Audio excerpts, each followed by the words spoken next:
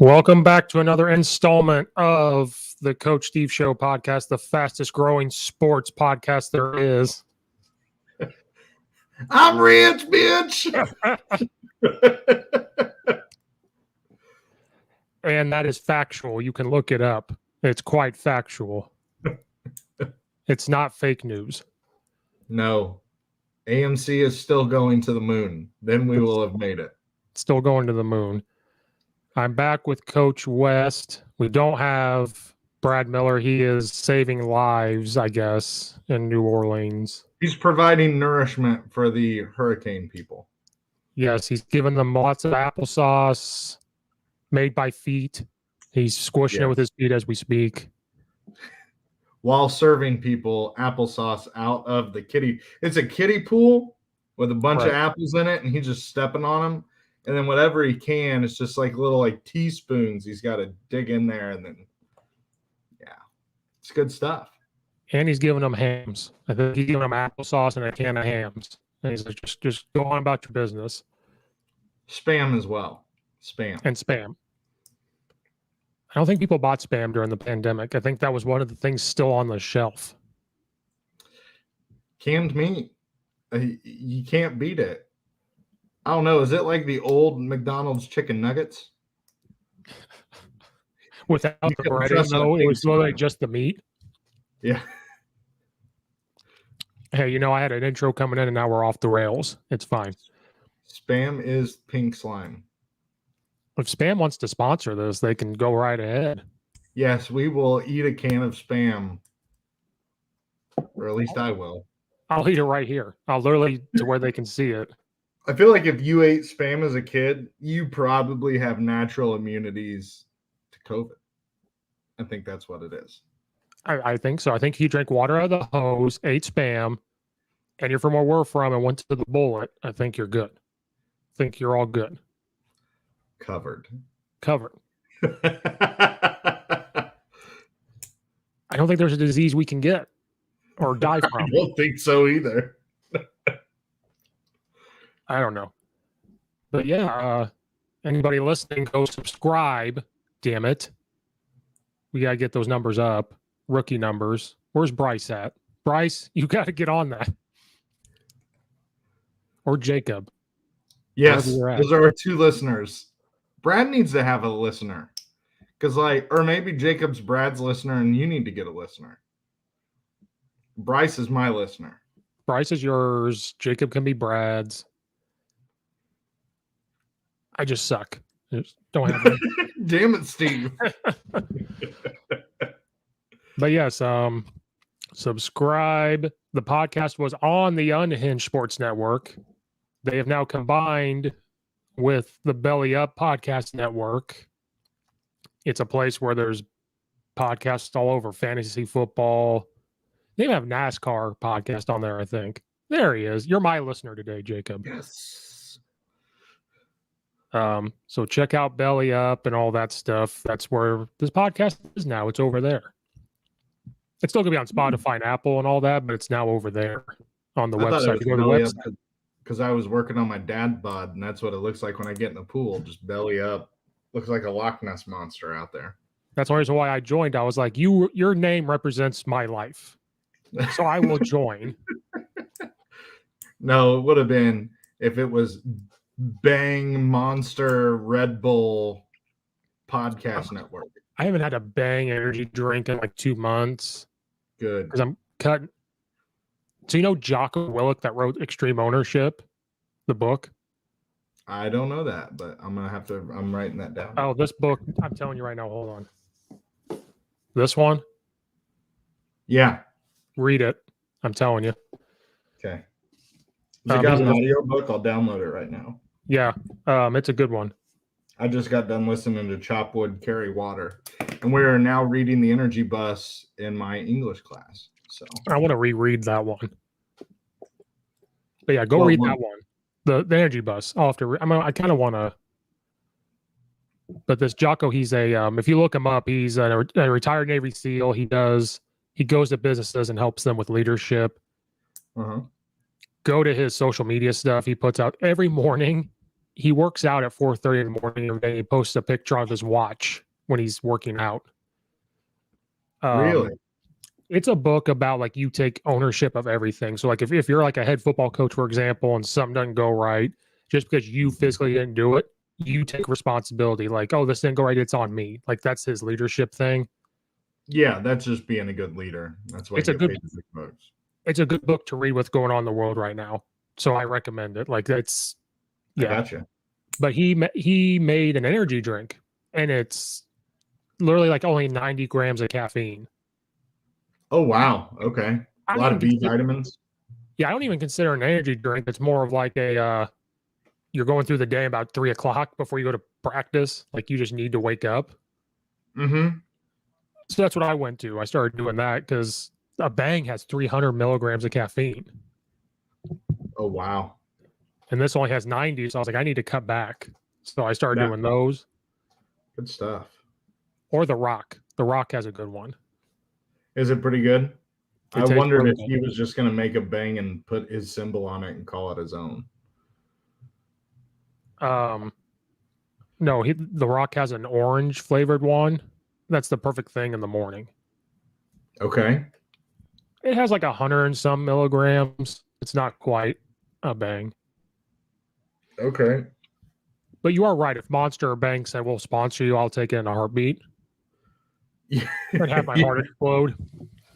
All right, Steve, I'm downloading Extreme Ownership right now in my Audible. I had 1 credit. I always try and keep one in the holster in case somebody says something. So, It's a good one.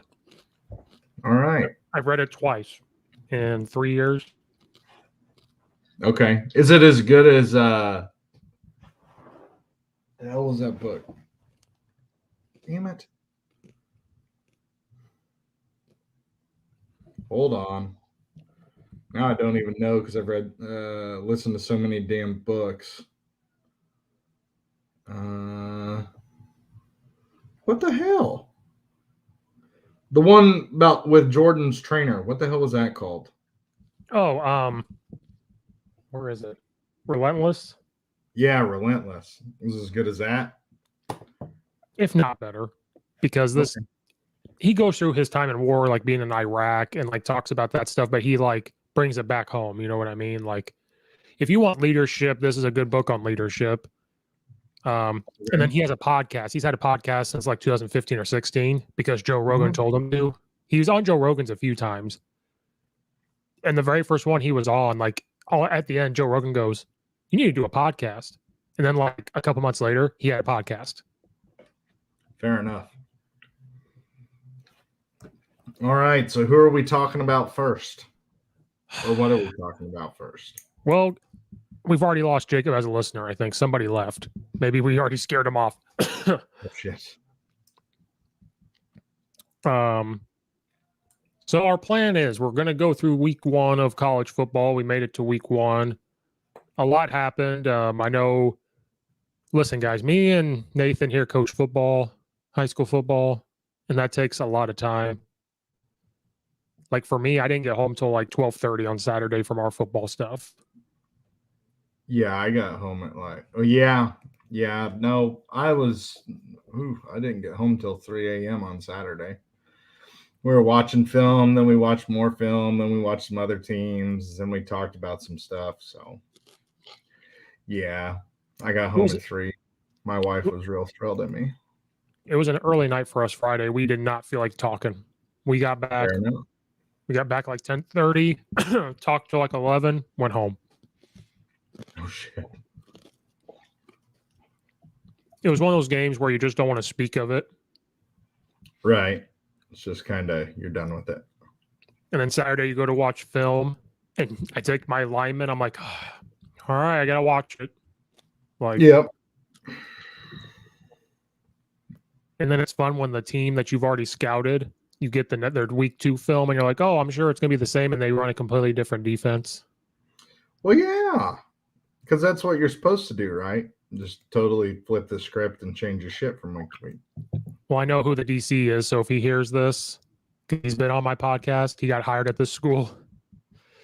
I'm just giving him shit. Like, you changed the defense on me, you bastard. Yes. There are multiple, which Illinois was not until the last possession of the fucking game. But are we just going to start off with that? Because I can go over game day experience. There was more shit that annoyed me.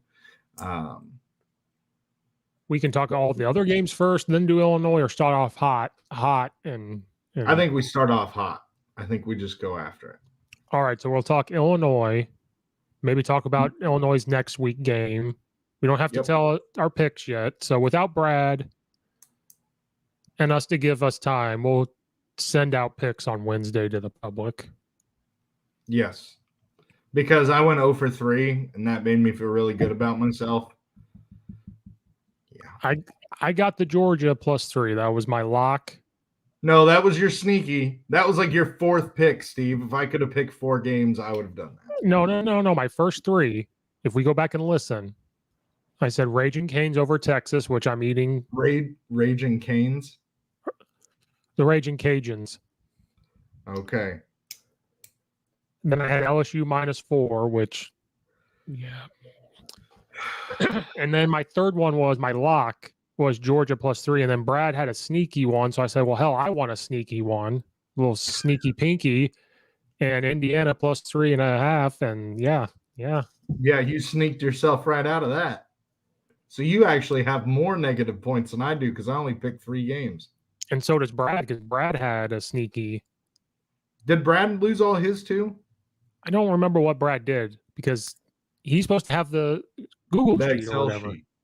Yeah. But instead he wants to give people applesauce. Yeah, make it for him too. Fresh. So yeah. All right. So Illinois. What were your thoughts, Steve? You tell me from the television, I'll talk from the stadium. That's what I told. I was like, I think Nathan might be there. So this will be better. Yeah. From the TV perspective, it looked like there's a lot to talk about. We're going to go all over the place. Offensively, at the beginning, we looked very stale like we did against Nebraska. And then it just looked like we cut the playbook. It was, we're going to live and die by this run game, which is fine. Or that's kind of what it looked like. And then it kind of looked like we're going to run the ball so much, risk not scoring, and then later play action. You know what I mean? Like, we'll be fine not scoring, and then later on, which kind of worked. They could not defend a wheel route to save their lives. UTSA. No. It just looked like I knew what was going to happen before it happened. Yeah. Do they not trust Statowski right now? Because I trusted him in Nebraska. He looked fine. And honestly, when they I think somebody mentioned this. I think it was on the radio show. He only threw 3 passes in the first half. Really? I have to look it up. I mean, his numbers weren't bad. I think he had, 200 some yards and 2 or 3 touchdowns, realistically.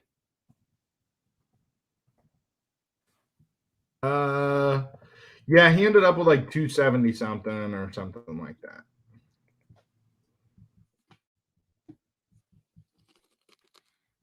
It's down half though, so that might suck.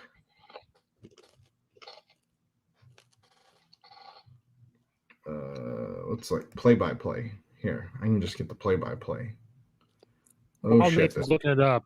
These people watching, go hit the subscribe button. I'm never going to stop saying it. Oh, I lost a listener. Damn it. Okay, pass incomplete. So they threw 1 pass first possession. Didn't throw a pass. Well, they missed the 3rd down. Good job, ESPN. You fucking chodes. That was another thing. 3rd down for Illinois was not very good. No, we were 8 of 18. Pause this. Don't want that fucking plane. Why is ESPN missing the 3rd down? Yeah, so it was, oh God. Or maybe we only completed 3 passes in the first half. Yeah, we didn't complete very many passes in the first half. I think we only completed 1. Yeah, Jacob has a good point. Most of the passes completed had to have been in that 4th quarter. Besides the long ones. 3 pass completions in the first half. Yes. 2 were touchdowns. So here's my thing. So we come out in the first half. So this is like the stadium. First off, student section was pretty full, not as full as the last time. It was band day, which was pretty cool. I went and saw some of my former students. They were there. They were performing at the band day, so that was cool. But I went and I saw them, and it was just kind of like we get that sack right off the bat, right? Like third down, sack him, and I'm feeling real good, right? Because I'm like, well, now we're going to crank this up right off the bat. Didn't get a sack the rest of the game. I don't know if you noticed that or not. But their quarterback's actually not a good passer. He's really mobile. And so the first quarter, I think the whole thing was we're going to play man. We're going to try and keep him in the pocket and make him throw the ball. But then we had some fundamental breakdowns where we left the back door wide open because we had over pursue to that running back. And then all of a sudden the quarterback would pull it. And it wasn't the actual play. Like Illinois had time to be like, hey, don't forget, we got to have somebody on the backside here. But it was the next play when he would pull. If you went back and watched the game, it almost seemed like, because I would just look at my wife, I'd be like, man, they left that backside wide open. And then all of a sudden he would just pull it, take off. So the first half, was really lethargic, and it was just like run, pass. Run, pass. Dude, ESPN's just pissing me. Or is that you? I was bringing up ESPN for Illinois. And ESPN just keeps on playing shit. So ESPN, fix your fucking site. I hit pause for a reason. So it was just like, it was very Chicago Bears-ish. And like, can we stop a slant? Like, before I start, me and Coach West are in agreement. They're in college for a reason. Like, their coach is in college for a reason. Why I'm sitting here. You could probably do it, but I can't. There's a reason why I'm sitting here. You could do it, Steve. You know that spread shit. But what's different between all other podcasts is we come with a coaching perspective of like what we think or what we see, whether right or wrong and different. That's why I like this. You bring in a defensive side because you were a head coach, defense coordinator, and I do a lot of offense. Mm-hmm. And then Brad comes in with having played football, understands it, and being a fan. That's why I like this. Number one, that's why you should always listen to us. We're always right. Unless you bet on LSU, then you're wrong. Don't listen to us on betting. Don't take us on betting. Go to somewhere else. Yeah. But like, it was like slant. And eventually I'm like, are we in cover 2 the whole time? Oh, we're in man, but we're 6 yards off of him? Oh, okay. We were not only 6 yards off, we were 6 yards off and head up. So we're basically giving the receiver a 2-way release. He could release outside or inside, and it didn't matter, right? Because we were squared up with him. Now, what they did later on in the game is, because I asked you if you could tell on television, because to me it just looked like they basically took the wide side corner and placed him on the inside shoulder, and that took away the slant. Like, all of a sudden, they didn't want to throw it anymore. I'm like, what? And then I told my wife on that last touchdown, the bubble screen, not the last touchdown, but the bubble screen thing, the number 4. I said, They haven't got number 4 the ball this entire freaking half. Like, they're going to get him the ball. And it was almost like the Illinois offensive coordinator was reading our text messages, because I was like, got to get the ball to Isaiah Williams. And like the next play, Isaiah Williams get a pass. So, like I said, we're going to be all over the place because a lot happened. We're going to talk offense and defense, but like defensively, we stopped getting pressure. And UTSA, you let me know, because being live is different than on TV. It's hard to tell if they're really going hurry up. It just seemed like UTSA would hurry up, and we're not getting set. Just kind of like Nebraska all over again. Yes. But UTSA, I think Brad said it last time, they had some transfers. That wide receivers, they're from like Georgia and Texas. Well, so here's the deal. So they've been in existence for 11 years, right? Right. they've just now back-to-back years they've made it to bowl games. They went 7-5 They have last year. 97 players from the state of Texas. Those guys know how to play a little bit of football. Uh-oh. Hold on. Yes! He made it. Where's the applesauce? But It's, you're making it with your feet. It's all gone, bud. Is the apple stuck in between your toes? Because we envisioned you in a kiddie pool stomping apples. Basically, yeah, that's what's been happening here. Brad, we made that decision. Kiddie pool, feet, applesauce, and you're handing them a can of hams every time. Yeah, that's what we've been serving here. It's just hams and whatever weird vegetable I find in the street. Perfect. So we're talking about Illinois football, Brad. Did you get to watch any of it? No, I don't get Big Ten Network down here. What I heard about it was you and Steve talking back and forth. I'm assuming it was the equivalent of really bad Bielema ball. Yes. We only had like 120 yards rushing or some shit like that. Well, you know their running back was an All-American. Yes. And that number 4 was like, I don't know if you DVR'd it or whatever. If you watch a replay, that number 4 was the real deal. Really? Yeah. Yeah, I didn't. 155 yards of receiving on 10 catches. Whoa. Brad, we couldn't stop a slant. We couldn't stop a slant to save our lives. They need to get out of that man-to-man. We don't have the athletes yet. No. And maybe. At first we started, I think number 6. I don't know who that is, but he got burned a lot. But number 6 was traveling with number 4. And then all of a sudden we were like, hey, let's stuff this guy on the short side of the field because he can't defend anything. Yeah. And then we had number 31 out there, and actually he did a pretty damn good job. Got one pass interference call. It was kind of like, but he did pretty well. But yeah, UTSA, like Steve said, they would go like a little touch of hurry up, then they'd slow down, and a little touch of hurry up. We had problems getting aligned. That last freaking touchdown. So, and it was a slow death, right? So it was like they would get half the yardage on first down. So it'd be like 2nd and 5. Then it'd be like 3rd and 2. And then all of a sudden, inside zone. And for whatever reason, Stephen, you can go back and watch that touchdown run, that 30-plus yard touchdown run. Why in the hell we're playing a 4 and a 3 tech against a team that on 3rd and 1 has just slaughtered you with the fucking inside zone is beyond me. But they went hurry up again. We didn't get set. They were like, oh, we're going to run this, and you're not set. You don't have who you want in. Like you said. Illinois is going to see that hurry up all year now. Yes. And then you let me know, I think only twice did we stop that GT counter. Like they would run that GT counter slow. Yeah, it was not a very fast-hitting play. And UTSA had a huge guard pulling.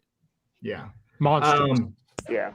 Yeah. All right, guys. I got to take off. I have to finish making lunch here. I just wanted to pop in and say hi. Clemson looked like trash. Just want to put that out there. That was the one game I got to watch. It was kind of a brutal first weekend of college football. So hopefully next week I'll be back on. I'll do my picks later on tonight. Text me your picks. We'll just do Wednesday. We'll do Wednesday. So that way you can like do your thing and hopefully the week will kind of settle down for you. I'm down here until Friday. Yeah. Well, that so plans to slide. You're going to have big calves from squishing apples. That's what's going to happen. And your toes are going to look like Arnold's biceps. Yeah, exactly. But seriously, if you want to make your picks, send them to me. I made the Excel sheet. I will. I'll share it with everybody. I set it up so like the points automatically move and everything. So you dirty bird. Yeah, just let me know. I'm good for about 30 minutes by the time I get home because we work 5 a.m. to like 7:30 p.m. Oh my. So he's drinking the Bang energy drinks. Don't you worry. Are you wearing like a chef outfit? Because that's Brad, I just want you to know, I feel like we're the Pat McAfee show. You're coming in on your phone. Like this is Pat McAfee. Like from a undisclosed location in Louisiana. Hey, when you're down there, you need to talk to Ed about that UCLA game. Yeah, here I'll talk to you guys later about it. But it's kind of funny because there's a lot of LSU fans here, so I've been hearing a lot about it. But yeah, all right, man. I will talk to you guys later. All right, see you, bud. See ya. Yeah, so they said they were going to go multiple on the defensive fronts, and they did not go multiple until that last possession when they put down a 3-man front, moved our outside linebackers out. We actually had a true nose, and they couldn't run that inside zone play. Just got stuffed.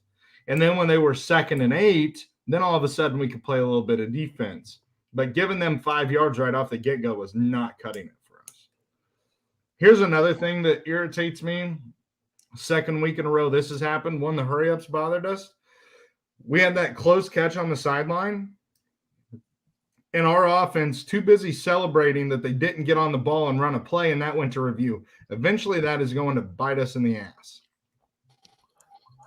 Yep, and I think on TV I got to see Bielema yell for the first time. I was flipping out. I was saying the F word from the horseshoe because you can't be doing that.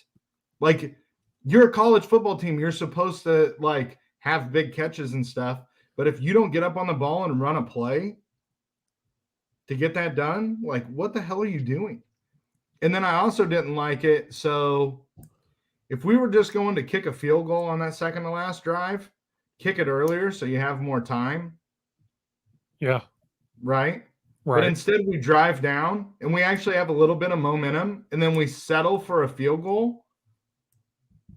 Because if we go for the touchdown there with momentum, then we only got to get it to like the 45-yard line. Because the bright spot of yesterday was our kicker. Yes. Special teams is just, yeah. McCourt and freaking Blake, what the fuck is his last name? James McCourt and Blake Hayes. Mm-hmm. They're unbelievable. But yeah, dude, we can't be. Some of that shit's got to get cleaned up, and part of that is Illinois in the past didn't make those catches, so there was nothing to be excited about, right? We would just turn it over. The team would take 3 knees, you know. But at times, did it feel like we were watching a Lovie Smith team all over again? Yes, very much on the defensive side of the ball, because it was just the same thing over and over and over again. Like, blitzes weren't getting home. There wasn't as much energy on the sideline. Like UTSA, their sideline was hopping. Illinois was kind of meh. It looked like there wasn't a lot of people there. No, there wasn't. Which, why wouldn't you? The last one was hot, and it's at here's the deal. Here's the deal with the Illinois fans. So most Illinois fans are just uneducated on shit that goes on, right? Because they're too busy like shooting rainbows out their asshole and drawing unicorns. But the problem is that they don't understand that UTSA team was actually fucking good, or better than. I would say they would be a low mid-level Big Ten team, right? With their seniors, with their experience coming back, with the players they had, you know, they could play a little bit of football. And that place needed to be rocking. And honestly, at the beginning of the game, it was just kind of dead. That place didn't start getting loud till the 4th quarter. Well, like I said, a coach I know, he said he knows UTSA, and he's like, they're going to beat Illinois. They have some good players, and they have a good coach. And I believed him, and I was like, but after watching Nebraska, that shouldn't happen. But if you listen to the announcers, they even talked about, they said last year UTSA went 7-5, but I think 3 of those losses, they lost by 3 points or something, or combined of like. They lost both of their bowl games that they've been in the last 2 years by less than a touchdown or less. Meanwhile, you have like teams like in the Big Ten, like Purdue and shit, going to bowl games and getting beat 63-13. Yeah, they said don't be surprised by UTSA later on in the season if they're not ranked. They said ranked. Yeah, I could see that. And They honestly had the right flow to it. And they found a hole that we never tried to fix. And honestly, I think some of our players look lethargic. Like I thought Hansen had just a shit game. Like you can't be that freaking bad. I honestly maybe I'm crazy, but I think the players overlooked UTSA, even though I can't see Bielema doing that. I don't think Bielema did. Bielema talked all week because you're not down, but he talked all week. This is a legit freaking opponent. Like we got to be ready to go. I think people were looking towards Virginia. Yep. Like, it's very strange, isn't it? If we lose to Nebraska, I don't think we overlook UTSA. But when we play the way we did with Nebraska, then it's like, oh, let's look forward to Virginia. And somewhere someone posted, we paid them $1 million to come here. Probably. It was probably a pay game because they're a Conference USA team. So we paid them $1 million for this. Well, that was like when Appalachian State went to freaking Michigan and beat them in the big house. I think they got like 1.8 million because they were a 1AA at the time. Mm-hmm. People probably aren't laughing at that now that Appalachian State's a 1A team, but yeah, I think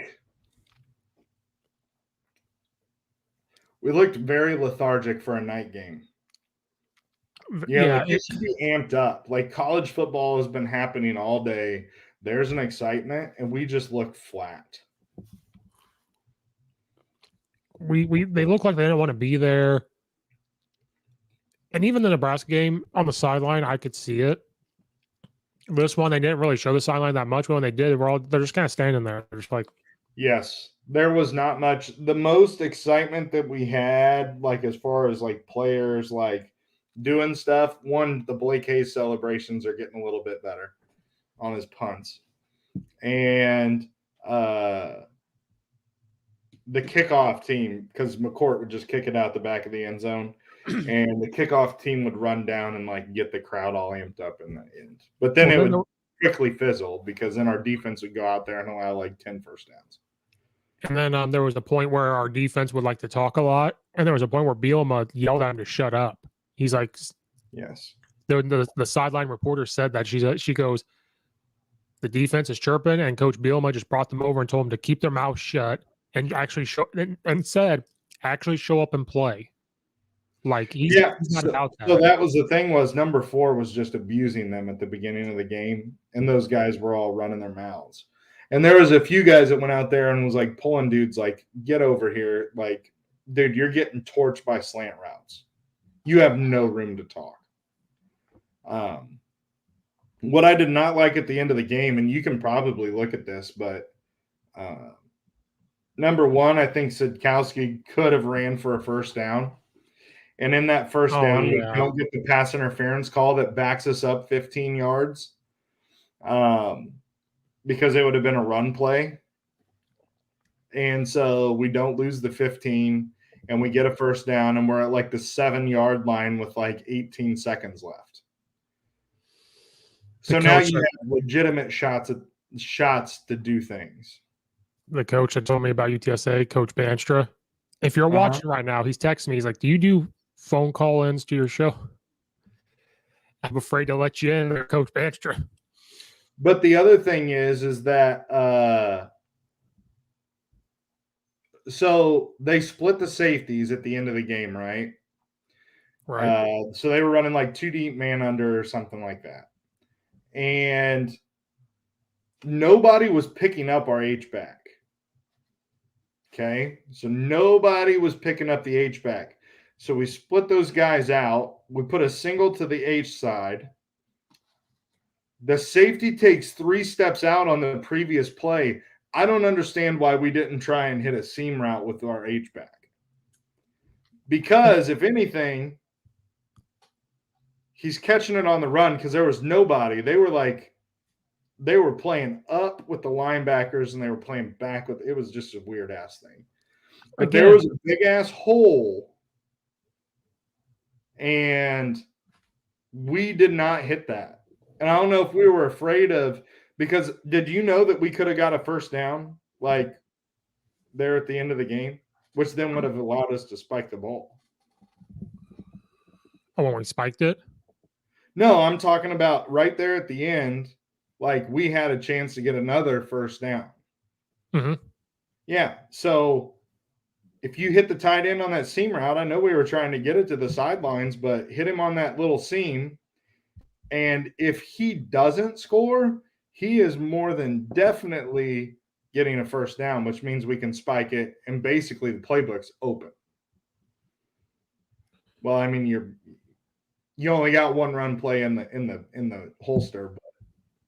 Well, and that was the thing. Again, you're talking about all this stuff, but that's why I feel like when Peterson went down, we all said it last week, they were very careful with play calling because now they have to figure out what's their game plan with Statowski. It felt, and then they opened it up and we scored 30 points. Yep. It felt like they closed it again and we struggled to do anything until we got to the fourth quarter and they said, screw it, let's try it. And we scored besides the wheel routes. Those are the only times I'm like, okay. But if you're going to live and die by that run, there's a good thing with Mike Leach in his book. He said he never understood. He said there's a couple plays that you set up. There's a couple. You do something to set this up. Yep. He said, but why do you save things that are going to work? You might as well just call them. You know what I mean? He like in your offense. So I understood like, okay, the only reason why that wheel route was working was because we were running the ball 85% of the time. I get it. But you're playing a dangerous game when you're going to do run, short pass, or run, punt for 3 drives in a row. Yeah. That's a very dangerous game, and you got to hope your defense stops people. And we had good field position.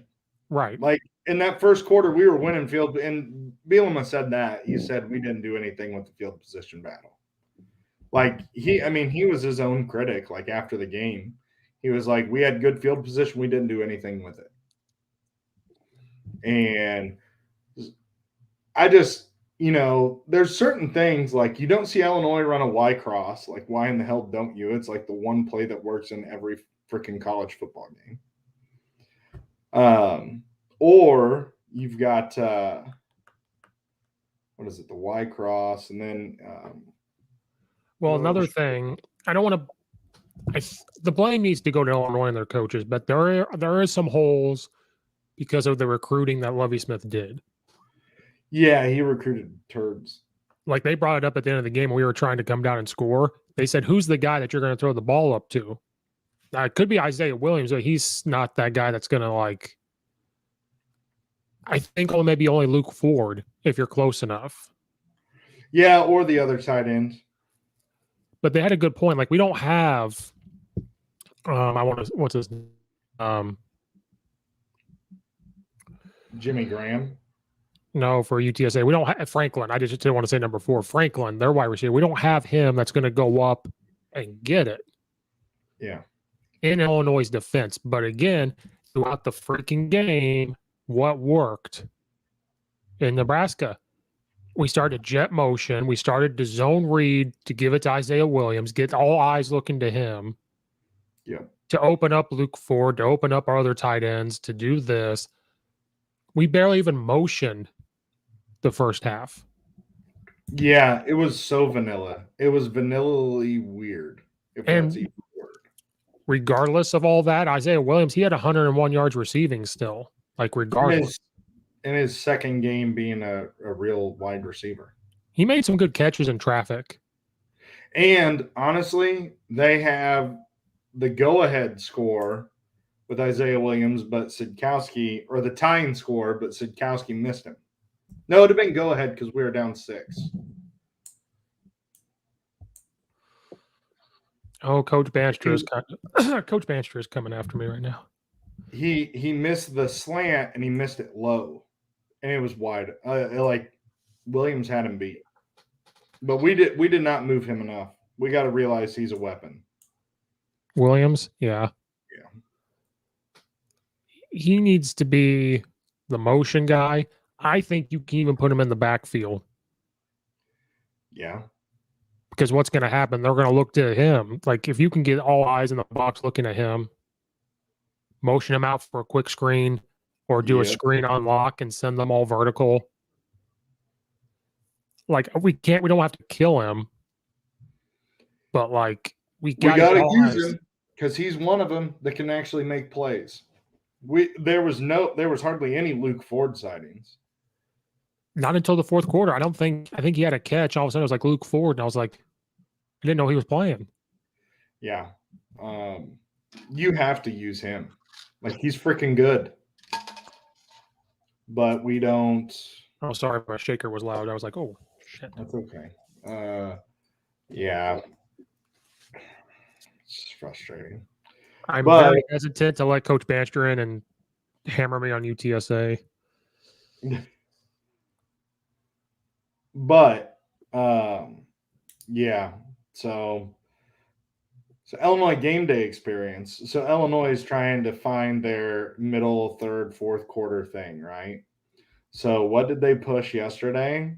A stupid ass app you have to download on your phone and watch the light show. Right? Can't be that, Illinois. Can't be that. And if you want to do that, you better be handing out shit. You better have people going down the aisles, or when people come in and hand them a little freaking card that says, hey, this is how you do it, because just making announcements to drunk ass people in the middle of the game doesn't matter, right? You got to give them something, and then on the backside, make it like a scratch off or something so that they actually keep the card instead of throwing it away. That basically like gets them like $1 off of something or something like that, something that people won't get rid of, right? And so basically you had to download this app, do this thing. It was stupid, Steve. It was stupid. It was a light show. It literally, so this is what happened. Lights flickered, lights stayed on. Lights flickered, lights stayed on. And not everybody did it, so it just like dumb as hell. And so my thing is the University of Illinois, I don't know who the hell your think tank is, but I know 3 think tankers, and I think we could help you out. Was that the cell phone thing where the lights went? Okay, because they showed it, and then they showed the student section. I only saw like 10 of them, and I didn't know what was going on. Like nobody knew, not even the announcers. Exactly, Steve. It was just like some shitty ass Christmas lights that you get from Walmart, is what it was. So with that being said, Jump Around is an organic thing at Wisconsin. They literally play a song and the people make it what it is.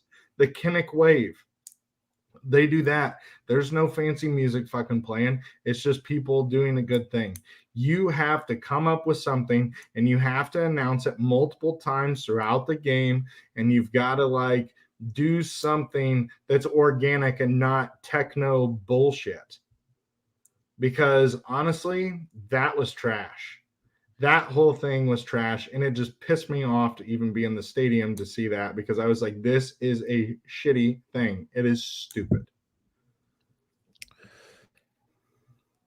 When you see that, it's almost like your own athletic department, media department doesn't believe in what they're doing either. Does that make sense? Like in Wisconsin, yeah, they're just trying to, hey, we're going to pay for this app to do this thing.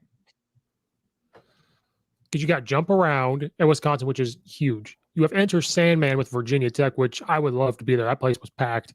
I would love to see that in person. Yes. What else is there? I like Clemson's, how they enter and the slant thing, and like that whole entrance is huge. And if you're trying to pump up, Bielema can only change so much with football. And Whitman has to change the whole culture around every sport. So it's like, how do you get fans to come into the game and stay inside instead of going out to the tailgate? Yep. Because I know you got to have a good on-field product, but 2, you got to have a fun atmosphere. And you have to have something fun out front to lead them into the game. Yeah. So that's where we come in with Nickel Beer. We have wrestling. We have breaking tables. Live concerts. We have a theme of like, this is what we're doing. And it's built up during the week. Like you said, if it's a game on Saturday, do something on Friday. See, it's like Illinois isn't even committed to the football show that they need. Does that make sense? Right. It's like, hey, we got Grange Grove. Come here, set up early. Hey, we have this little thing over here. But it's like nothing is like, hey, we're doing this, and this is a must-see thing. And you need food trucks. Yes. Now that I'm really thinking. Let's be honest. You have to get the community in Champaign-Urbana involved, and you have to reach out to people around Champaign-Urbana. So if you've got small mom and pop shops, why don't you just let them come and make food and sell food there and get their names out there? Why don't you let places in Champaign come there?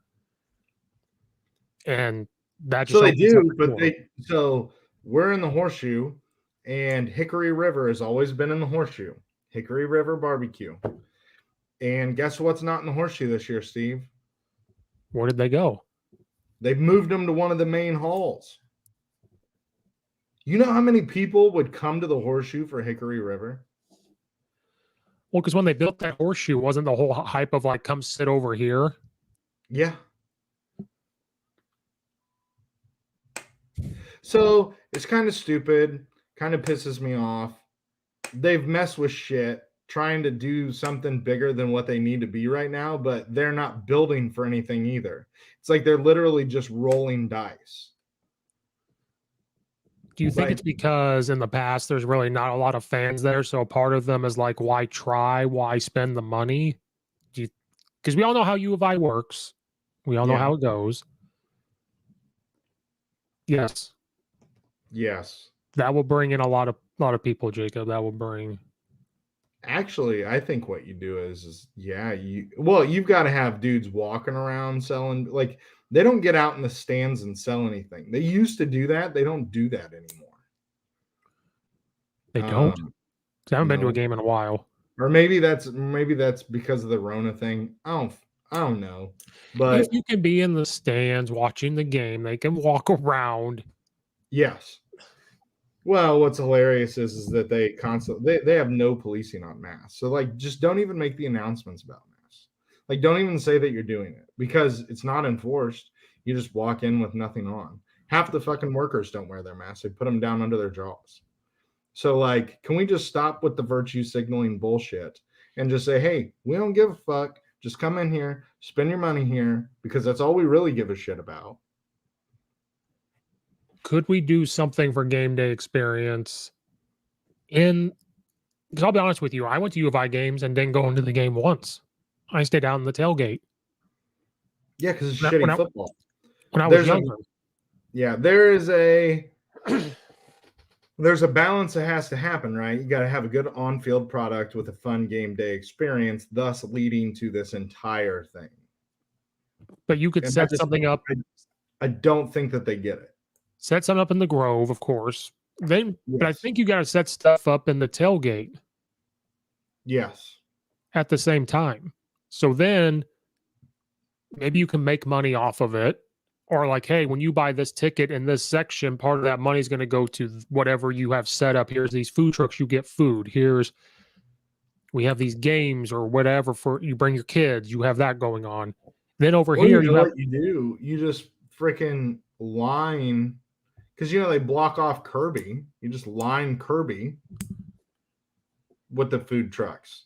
So on this half of their property, I guess you could use the Assembly Hall parking lot as well. Because it ain't like there's a lot of people parking in there. Because you got to pay big money. So we park in the southeast lot. It ain't close to being full. This side, then the other half be rough and rowdy stuff with the tables. Yes. You need to have an 18+ section. Yes, you have to have the family section, then the tailgate section, and then you have the rough and rowdy 18 or 21 plus, however, whatever you want to call it.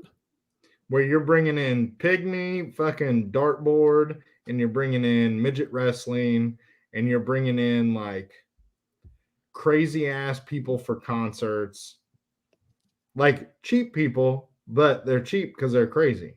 What if we made you know, College Game Day goes to different places. Those places are rowdy. They bring the head coach in and talk to them. They bring other. Why can't Illinois do that publicly? Like every home game, BMO's going to sit down. We have their own College Game Day, Illinois College Game Day, their own thing. BMO comes in and talks to them. You get alumni. Jay Lehman would do it. I guarantee he'd show up. I'm sure Miller, because he coaches in Decatur, he would come up and talk. Yeah, I think you could do a live game day show that's hosted on the Illini network or something. Like they figure something out. Yeah. Because they do like the traditional radio show, but like, let's do something crazy. Put it on YouTube. Start a YouTube channel. It's on YouTube for people to watch. They don't have to pay for a subscription for TV. Axe throwing. I'd be down for that. Yes, that's actually a new thing. They actually have an axe throwing bar in Champaign that could take care of that. Oh, there's one up here that I've always wanted to go to. Yeah. I don't care. Buy plates. Here's a breaking plate section. Just throw the plate down. I don't care. Just something where that's a good idea. Have a Illinois media. Have it streamed to YouTube so everyone can watch. Because I know for me, I have to use different people's logins to watch some of these games. I don't have the traditional cable. Yeah. I think you bring more attention that way.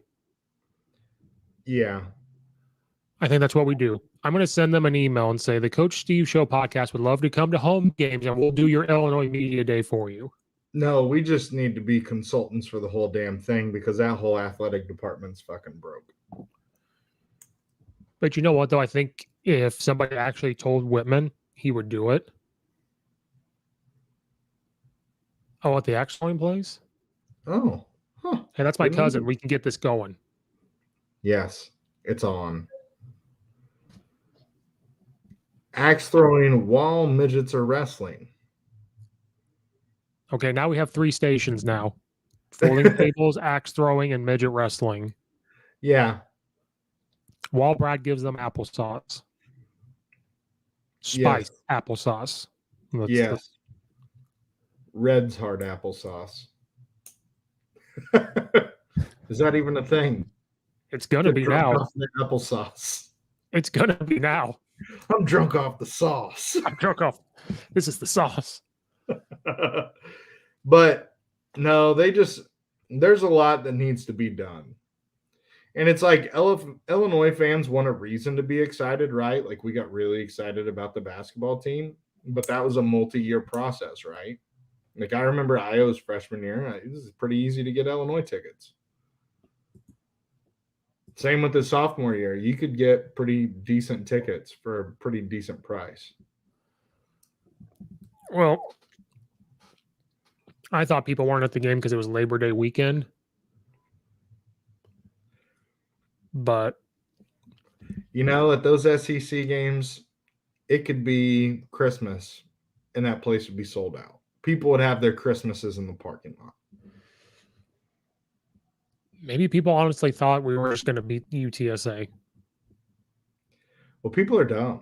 I've already said that. Illinois fans are just stupid. Well, we discovered that out with the basketball season. You know, we lost a couple games and they said fire Brad Underwood. And we're like, what are you talking about? Yeah. You want to talk about stupid shit. That was basketball. Stupid. We are not Duke, where we're these champions all the time. Football, we are not Ohio State. Like, at the end of the day, it's a process. So Bielema, I know it's a process. I just think from a fan and a coach, it was very frustrating to watch where like, you could have just done this, this, or this. Maybe we don't have the dudes. I don't know. That's a part of it. I think that could be a part of it. And so what you're hoping for is because you don't have the dudes, your players at least have experience so they can make up for their lack of skill. But what's going to hurt us is everybody's going to watch this film and go, man, if you do hurry up just a little bit, they're not going to get set up. If you stack the box, they're not going to pass it outside. Yeah, Nebraska's crowd was huge yesterday, and they played Fordham. Like Nebraska's crowd put us to shame in our own stadium.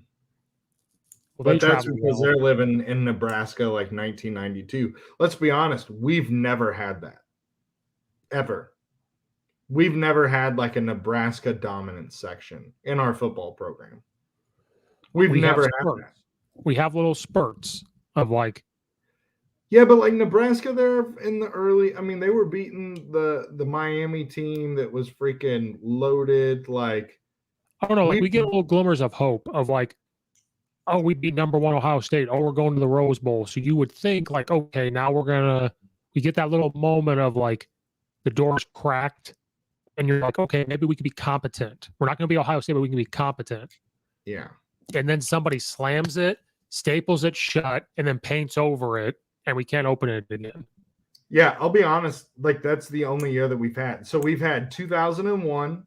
We've had, and I think the thing is you have to sustain that, right? You have to have 3 or 4 years where it's cracked open. Right. And in 01, it was cracked open, disappeared. 07, yes, 07, cracked open, doesn't happen. Then what were we in 2010 when we beat Baylor? Oh, that was just, we barely made, it was like the Piss Bowl. Wasn't that like the Texas Micron PC.com Bowl or some shit like that? Oh, we went 7-6. Okay. Yeah. Yeah. So like, you know what? I just want to be in Auburn. Can we just be in Auburn? Where we like, can we just be that? That's all I wouldn't mind being Auburn. Yeah, I'll take 9. You know what? I would give one of my hands to just be 9-3 every year. If we were 8-4 or 9-3, and then once in a while get to a 10-2, thrilling. And we're only losing to Ohio State, Iowa, or whoever. Yeah, like the big schools. I'd be okay with that. Yeah. And Bielema, I think, can get us there, but it's going to take a couple of years. But how many Illinois fans probably thought we were really good after Nebraska? How many of those basketball fans probably jumped in? Well, let's be honest. Everybody sees the word Nebraska, and you automatically think, oh, football powerhouse. No, they suck. So did we just win like the toilet bowl game of week 0? Well, okay. Nebraska they suck. Scott Frost sucks. The coaching staff is not living up to expectations. I actually think Nebraska has some good players. I know the recruiting class hasn't been good, but they play hard. I think they're actually pretty good because after we beat them last year, Nextel Wireless Bowl. Well, that was the Georgia Clemson game. It was the Mayo thing already. Like, I forget what the Mayo was called, but it was something Mayo, Frank's Mayo or something. I was like, oh my God. It's all about money, buddy. But Nebraska, after Illinois beat Nebraska last year, Nebraska went on. They got whipped by Ohio State. We beat them. Then they were actually beating some people and actually in close games after that. Mm-hmm. So I think it was a competent win. And it's something to keep of like, yeah, we did beat them. But I think it was also, it was kind of like Mississippi State last year. Mississippi State comes in with Mike Leach, brand new offense, brand new head coach, brand new coaching staff. You're facing the national champion LSU and you go whip them. Yep. And then you take a dive. Like that was your Super Bowl, then you took a dive. If your Super Bowl's in week 0, you're probably not very good. Right. And I hope that's not going to happen to us. Of like, Nebraska's this brand name. It's Bielema's first game. You're excited. Everyone's jumping around. This is fantastic. And then it's like, we got UTSA. It's not going to matter. And then you just.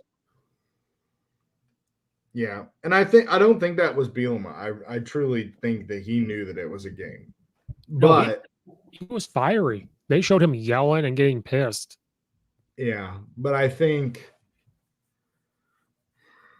our fan base just kind of sucks for football. Like even when we were walking out, like I turn around and I look at Memorial Stadium, right? And of course, me and my wife got to go to the University of Alabama. You look at that stadium, and it is beautiful.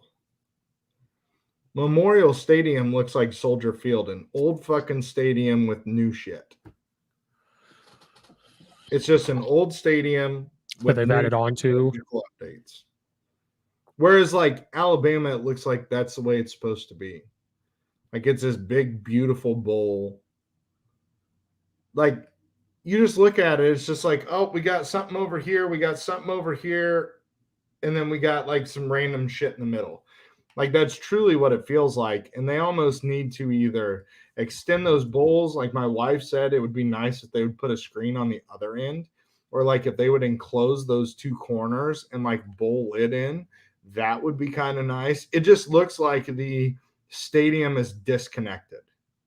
I think they need to move the student section as well. Yeah. Which is going to piss off alum or like people who paid big money to sit closer to the field. But yeah, they used to have the block I like on the 30-yard line or something like that. But we don't have enough students wanting to come, so you can move them wherever the hell you want them. Well, that's what I was going to say. What's the big deal of taking them from up there? Those are actually pretty good seats. The people that are paying, bitching about money, go sit there then. Like, I don't know what to tell you. Like, yeah. And are you really paying big money? This isn't Alabama money. Well, let's be honest. The people who pay big money normally don't get too crazy at games. Or they don't go. Yeah, they do it because of the status as opposed to the genuine fandom. I have season tickets on the first bench on the 50-yard line. Who cares? Yeah. But you're right. U of I just kind of adds on to that stadium. They're just like, oh, let's add this, and it looks stupid. It's just random shit that just disconnects the stadium. Yep. Like I do like our video board, but it's like, here's one part of the stadium. Here, I'm trying to get this on the camera. Here's the other part of the stadium. Then it dips down, comes in, and then there's this random big ass scoreboard right in the middle. And I don't like that. I think it looks, and as I think about it now, it just looks more and more dumb. I would agree with that. They have not tied the old into the new well. They have not. That's a good idea. Put another scoreboard on the other side. Even if they just put it up in one of the corners. Because you could fit a pretty good sized video board. But if you put it on each corner, that'd be kind of nice. And then get it to where there's speakers over there pumping in fucking noise. Like, do something. Quit being stupid. I just don't think they want to spend the money. But then it's like, I get it, because if people aren't coming now, don't spend the money, because we all know how U of I works. They don't want to spend money. We saw what happened when they hired Lovie Smith and that whole debacle. But you're not going to get people to show up if you don't go spend money. And then it's about the experience, right? I don't like when I have to look at a replay, I have to turn around and look up almost like breaking my neck to see a replay. Oh, that's and true. Like the horseshoe people, that's like the common folk people. We're not like the people that can make a shit ton of donations and shit like that. And we're the people who actually get a little bit loud sometimes. But the horseshoe needs to be the rough and rowdy section. So you start off outside the stadium and then they funnel into there. So if you kept the freaking student section on that side where they are, you have that. But then you have the rough and rowdy section on the other, which is louder. Yes. Can Barstool come in too? Like, can we just invite Barstool, the rough and rowdy, and just put them all right there for a game? Like, Barstool's coming this game. Yeah. Because Illinois, Barstool has an account. Why can't they just come here? Yeah. Yeah. I'm going to send Josh Whitman an email later on. He doesn't care. He's worried about COVID shit and other things. I'm not even going to talk about him. I think he's in it for the right reasons, but he just does stupid shit, but whatever. There's also people above him. Exactly. And those are the people that ultimately need to go, because I think Whitman with free reign could do some business. Yes, if women only reported to the the president's got they've all got to go. All those people. Yeah, they've all got to go. That should be how it works. That's why there's no connection between the old and the new, because the old blood stays in the high positions, just kind of like anything else in the world. Should it be when you're the athletic director, you're the boss of all athletics? Yeah. That's your department? I mean, unless you're doing shit where it's like, hey, we're going to do like a simulated massacre out in the street, then yeah, they'd probably check you on that. But I don't think he would do anything to harm the brand. Well, this is a whole nother podcast about how college athletics work. Like when they hire football coaches, sometimes athletic director's not even involved. They do a hiring committee to go out and do it. Which is the dumbest thing ever, right? Because you hire an athletic director to know the climate of your athletics. How would you not? Like, you're telling me this advisory committee knows what your university needs. And if that's the case, then I guess you need to start replacing people at your university. Because, like, for you, did you actually talk? Let me back up. When you go coach at a high school, do they have a hiring committee where you talk, or do you talk to the head football coach who you report to? You talk to the head football coach, you talk to the athletic director, you talk to the principal. Right. Those are the people you report to. Yep. You don't go talk to these 5 teachers in the school that have nothing to do with diddly shit, and they hire you to coach football or track. Yeah. Yeah, I don't understand. College coaching, I feel like you can get a temperature for somebody just in a conversation. Now, you've got some good bullshitters, but I think judging by previous track records and stuff, you can get a pretty good feel for somebody. Like, to That's me, what I don't get some of these bigger schools. To me, I feel like Brad Underwood and Brett Bielema are Illinois guys. They are down to earth.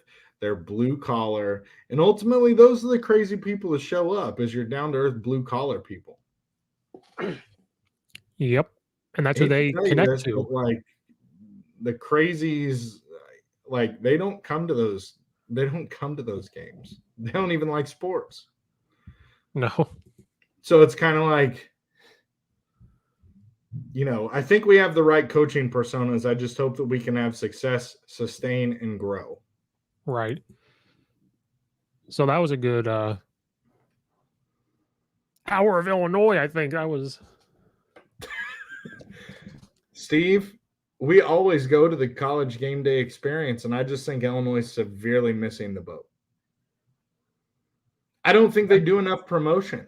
I don't think that they, you know, like, there's a disconnect between the fans and the team, if that makes sense. Like, it's like, hey, just come support us, instead of, hey, we're playing for you. Like, we're playing, like, we want this. This is an us thing. If we're going to win this game, we got to put it on the field, and you got to bring it in the stands. And I just think that there's just a disconnect. And I think Tim Beckman started that disconnect, because I think Ron Zook kind of had it, but then we got rid of Zook, and the fans were like invested, right? We would go to games because we'd lose games we weren't supposed to lose, and then we would win games we weren't supposed to win. There wasn't consistency, but there was excitement, and people felt like they were actually a part of something. Whereas, like, we put in Tim Beckman, who was just that piece of shit Mike Thomas's crony from Ohio University, who started the disconnect, and then we bring in Lovie Smith, who could give a shit less if Champaign-Urbana was blown off the face of the earth. But now you have Bielema. What does he always say? Illinois fans, that's all he says. And I think he understands that. And so, but then how do you, like, so you can talk it, but then what are you going to do to make it merge? Right. Right. Because at least he's talking it, because Lovie Smith would just sit there. Oh, you know, the fans, they were great today, you know, and he would just, but he would never be like, hey, you know what? They fucking brought it today. Like, that is what we needed. And we played with a higher energy level because the crowd had energy. And I feel like the coach early on can come out and be like, hey, why don't you come out here and watch a little Illinois football and actually have that and I don't even think it's so much on.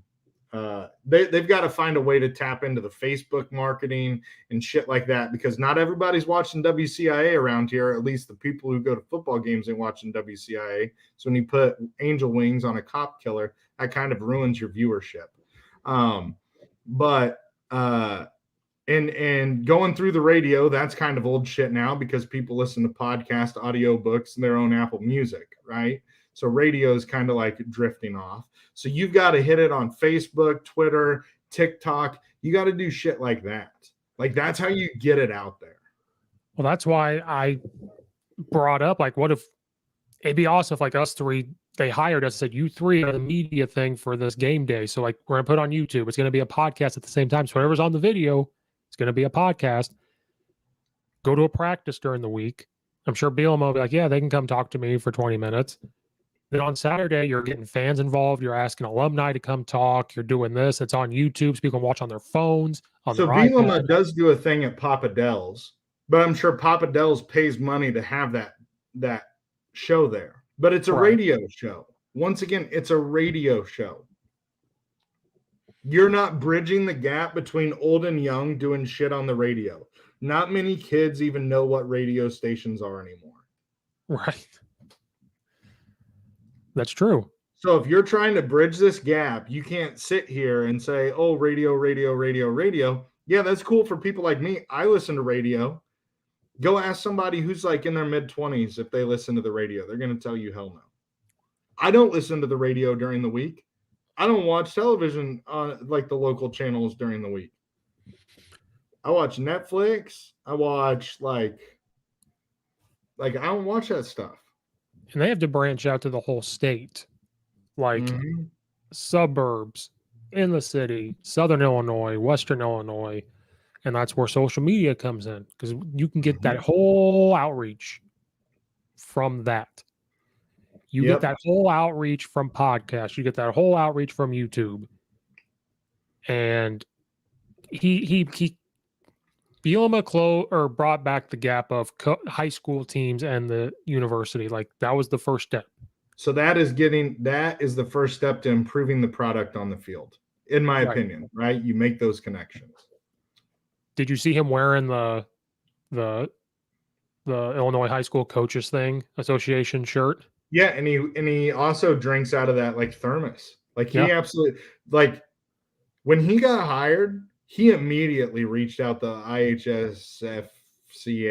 The president of that. The fucking 30-letter long acronym. But he like immediately reached out to them and said, what do I got to do? I'm here to help you. And like, that's huge. People don't, like, normal people don't understand that. But as a high school football coach, that's huge. Like, our head coach says all the time, he goes, oh yeah, the linebackers coach called me. He calls like twice a month. Yeah. Hey, how's it going? How's the team doing? How can we help you? Like, yeah, because they genuinely care. So I think the football program is starting to figure it out, right?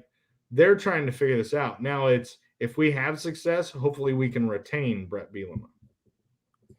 But I think this is Brett Bielema's chance. If he would have done at the U of I what he did at Wisconsin, we'd have a fucking statue for him. Oh, yeah. They'd be like, how much money do you want? Yeah. He would have a lifetime contract because he wasn't a bum at Wisconsin. They just shoved him under Barry Alvarez. And Barry Alvarez, won like one freaking Big Ten championship or some shit like that? They buried him under that. And then the success he was having, he deserved to have a pool of money for assistants. Like, the people we're hiring in Illinois, not just coaching staff, like all this other stuff he's hiring, they wouldn't give it to him. It was like, nope, you have this budget. And that's why he went to Wisconsin or Arkansas. Yeah. Because look back at Arkansas. What he's doing now in Illinois, he kind of tried to do at Arkansas, but Arkansas was just in a... Arkansas was, this is the SEC, boy. We tell you what to do. Whereas Illinois, it's like, buddy, you've came into a situation where we're wanting to have success and basketball is on the rise. We want football to get there. He's bringing the Iowa thing. He's bringing Wisconsin. He's taking the mistakes that were done at Arkansas, and whatever he learned under Bill Belichick for that 1 year and is like combining it all because now he understands like I got to connect to the state like I did with at Wisconsin. I have to try to make this football program like in Alabama and New England Patriots because that's where Nick Saban learned it was from Bill Belichick. Now I'm not saying that's what's going to happen, but he's trying to piece that together. And now the next step is now you got to get all of us fans interested to stay at the game, which he can't do by himself. He's got to go to the athletic department and say, you guys have to do this. The school chancellors and stuff have to do this. Yeah. He's got too much on his plate. Yep. There's got to be some culture change at the U of I. And ultimately, I think it's swaying the absolute opposite way, but that's between you and me. But. And we got to learn how to stop a fucking slant.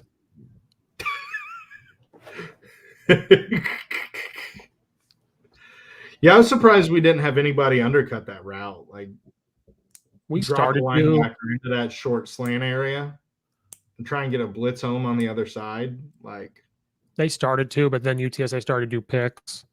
When you're in man, that's what's going to stop you. And it's really hard when they run a pick and you go, oh, we'll just switch. Yeah. Because ultimately you're running this way and no, now I got to change direction and go that way. Or with a guy that's already headed that way. Yeah, if you're like a corner and your guy starts to come in, but then you see another guy coming and you're yelling something to switch back, and so then you switch back, well then can that guy get to the other guy quicker? Yeah. That's TCU stuff. Steve, I think we really brought it home with that game day experience today. That's the next step. And we can't get beat by Virginia. We're going to get this damn podcast at the Illinois football games before it's all said and done. You just watch. We set a table up with a banner that we use crayon or marker on. Oh, that'd be perfect. We literally get out like the shitty ass art paper and just like tear it by hand and write the Coach Steve Show in a Magnum 44 Sharpie. And we're just sitting there. Oh my God. We could do this. We could. We build our own tables, breakaway tables, so that at the end we just like, we can't even talk about this because then we could find like a stunt double and then like we like power bomb him through the table at the end of the show. And then we need Brad to be in a chef outfit. Yes. Brad's in a chef outfit. I will be in a banana suit. You will be the opponent's mascot of that week. I could do that or have a overalls on with my hat. No. Opponent dude. Like if it's the Wisconsin Badgers, I'm in a Badger suit. Yes. We will find a Bucky the Badger suit for you. And then we power bomb a random Wisconsin fan through a table. And Jacob could round them all up for us. Yep. Okay, so we solved Illinois football and we solved Illinois game day. Yes. Scores, Alabama's still Alabama, which kind of shocked me. They just didn't even seem like they skipped a beat. As a matter of fact, their defense seemed like it was right back to where it was a couple years ago. I want to laugh. I want to laugh at all the Miami fans that think they had a chance. Yep. You're not the U.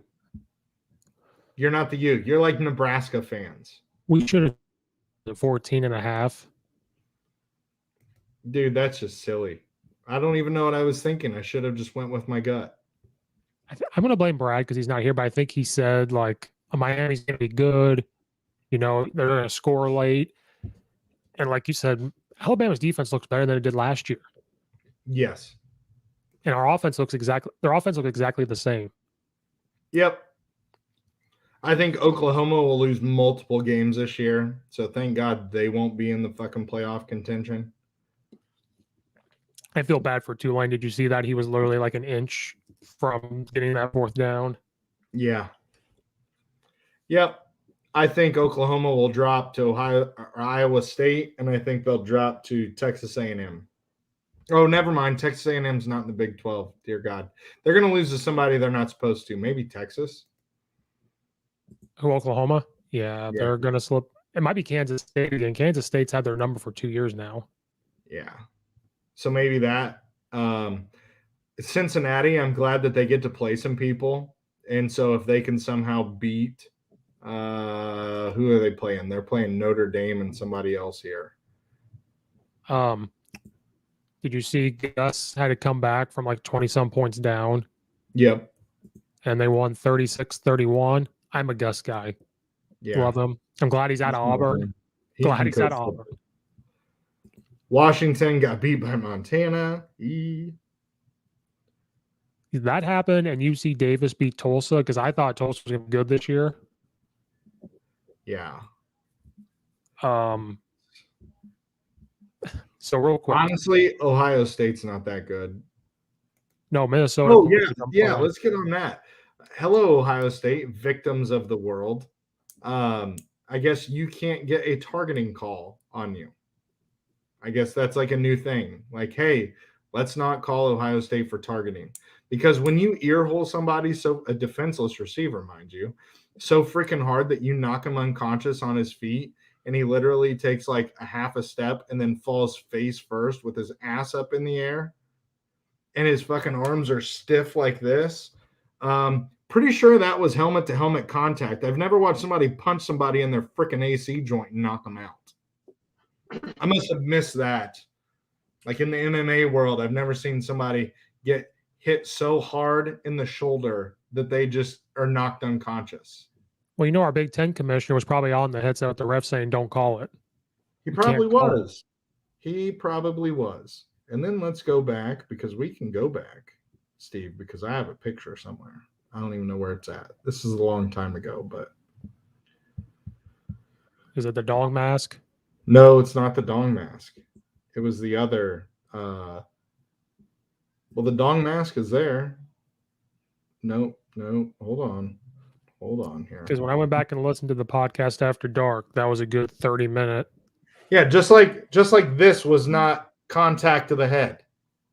Oh, yeah. Kidding me? So what is it about Ohio State not getting? What is it about Ohio State being bitches of the earth? I don't know. Their fans are worse. They're almost like LeBron fans. Ohio State fans are LeBron fans. That's why he would have went to Ohio State. It's bad because everybody's like, that's not targeting. How is it not? Anybody who knows human anatomy knows you can't knock somebody out by hitting them in the fucking shoulder. Well, didn't you see it? Everybody was like, that wasn't a targeting call. And I'm like, what are you talking about? I don't understand it. They don't understand it, Steve. Here's what they see. 2 Buckeyes that look like human balls sitting on their forehead. And then they take those balls and they put them on the Big Ten commissioner's chin. I cannot stand him.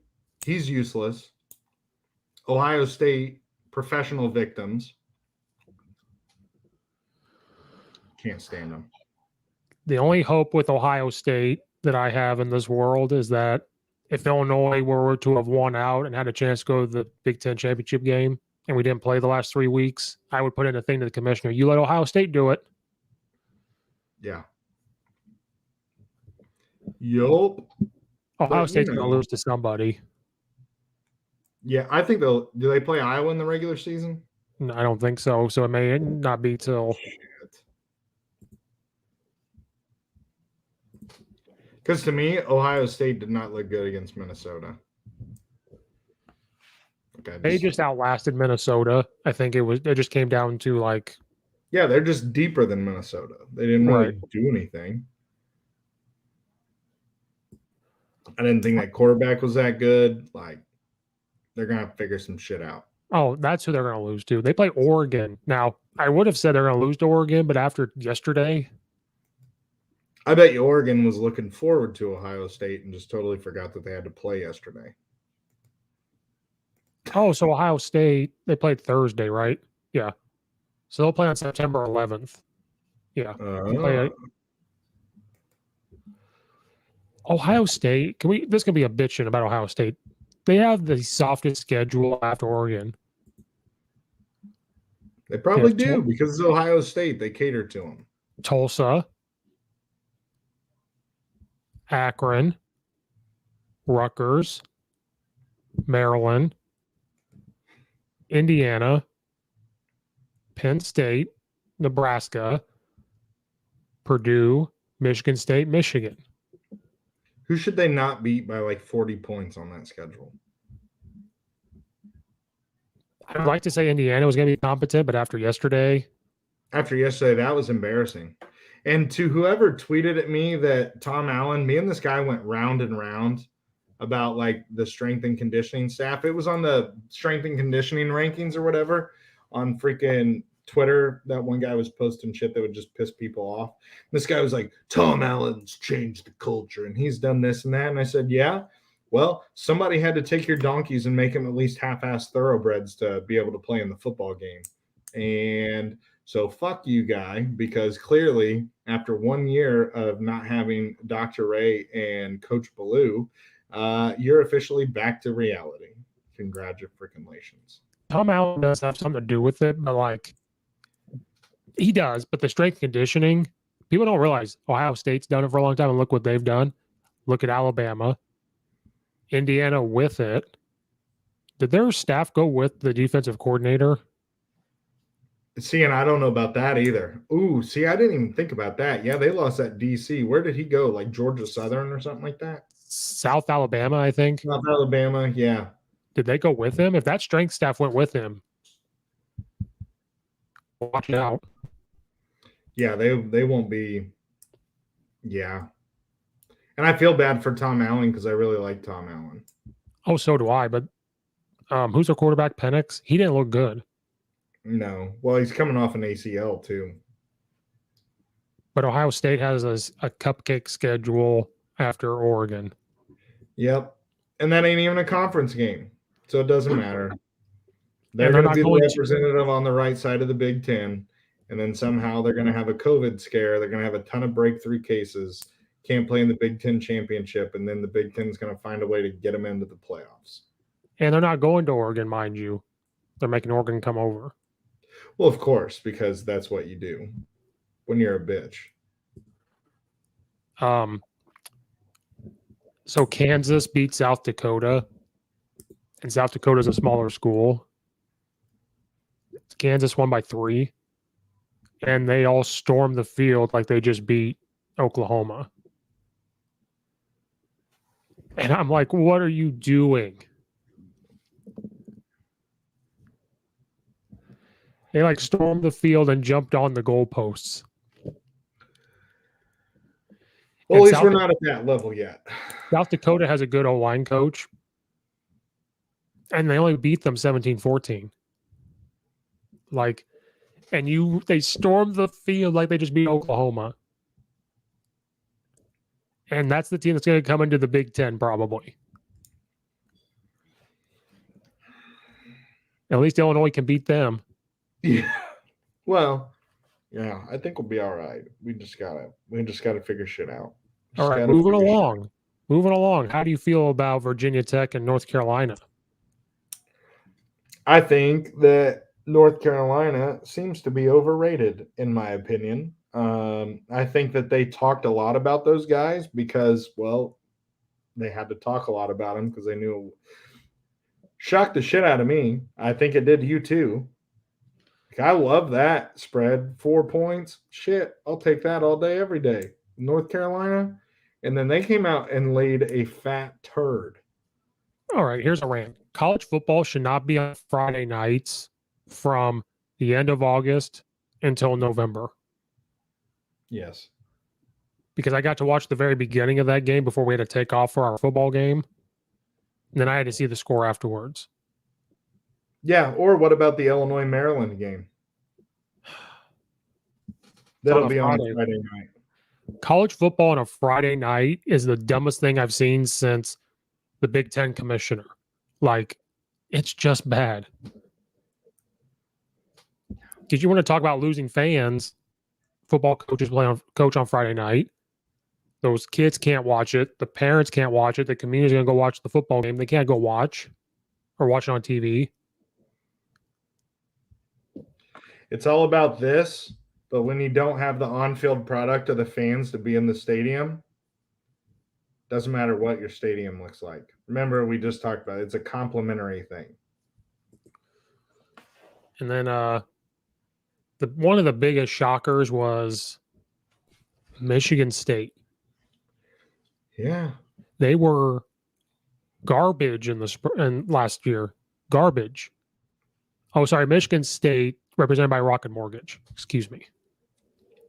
Oh, yeah. Dude, there's another head football coach that has a stupid-ass name now. I think it's Pittsburgh. Hold on. Remember how ours is like the whatever? Oh, yeah.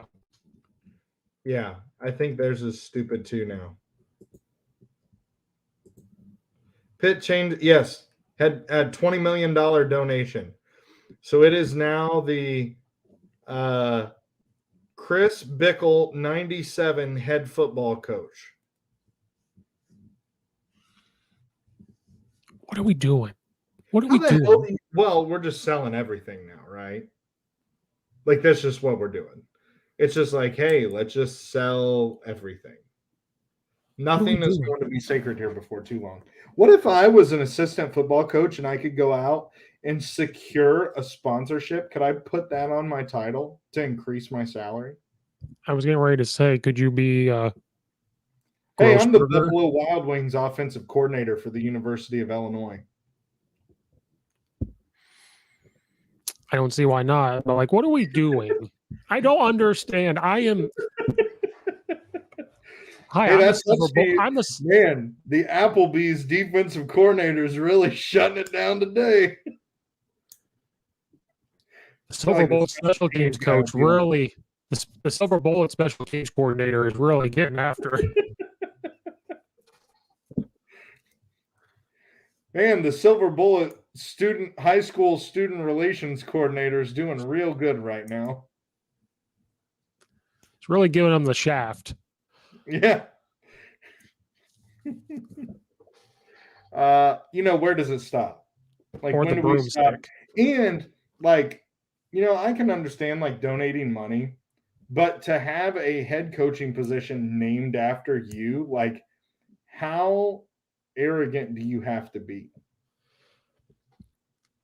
I understand naming weight rooms, libraries, buildings, the walkways they can name after somebody.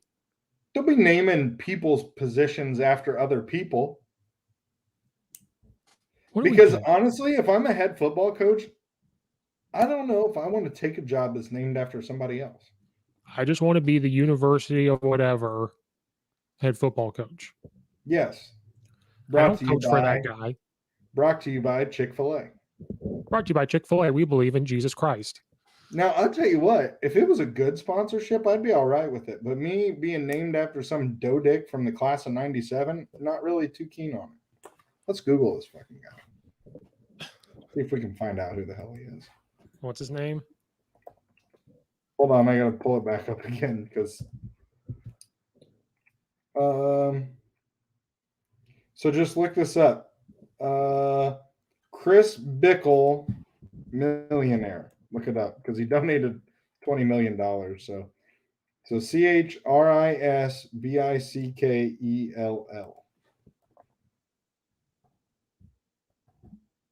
Chris Bickle. Net worth. How rich is he?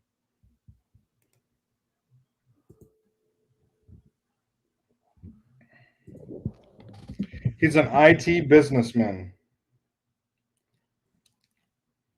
Well Hive. He's the CEO of Well Hive. He's only worth $50 million. He gave over almost half his net worth to the freaking Pittsburgh fucking Panthers. What are we doing? I hope he gives the coach a free membership to his freaking app. Can Thanos just show up at some point, please? Like, well, I think it's called COVID. We just got to wait long enough. We beat COVID. It's too late. That's true. Did you? Well, nope. We ain't even gonna get into that shit because I'm. Nope. I'll get shut down. You'll get shut down. I'll get pissed off. But yeah. So I once again, what is happening with college football? Like, this is what's happening. So that is like the opening, right? So all of a sudden you're struggling to get money. Now all of a sudden you change the name of your head football coaching position. It's a slippery slope, Steve, and we have started it at Illinois. Hey, we're leading the way. How do you love Chris Bickle 97? Like, even has his graduating class. Like, is that his AOL screen name? That was his AOL screen name. You can go check AIM for that. It's not available. That was his AIM or his MySpace. Chris Bickle 97. He had Evanescence playing as his background music on MySpace. How much power or recognition do you have to feel good about yourself to say, I want my name to be in front of this head football coach's name? Now, here's a question. Do you get to go to games for free at that point? And then technically, do you own the head coaching position? I was just like, saying, are you an IT businessman who now has a say in who the head coach is going to be because your name is on the head coaching position? Now that's a slippery slope. That's a bad one. Shit. And like, can you just walk into the coach's office and say, this is my chair, get out? That's a slippery slope of like, oh, you're going to hire this guy. I don't like that. You can't hire him because I gave you $20 million. You know that head coaching position? That's me. What if he was the Chris Bickle 97 head football coach, Chris Bickle?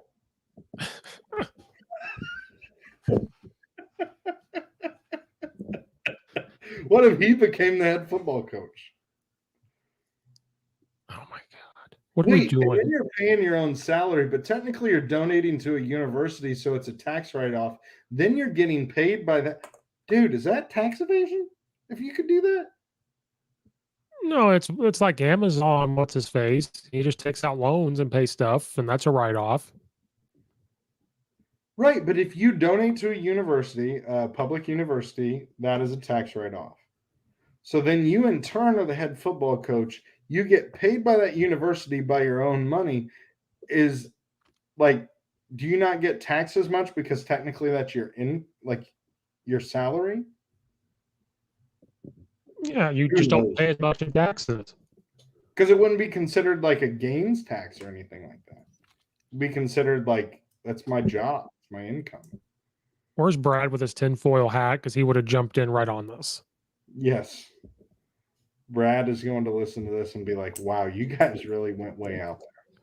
We started off good. And then we football do.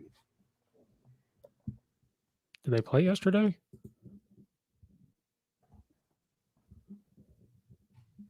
Oh, they won 51-7 against UMass. Wow.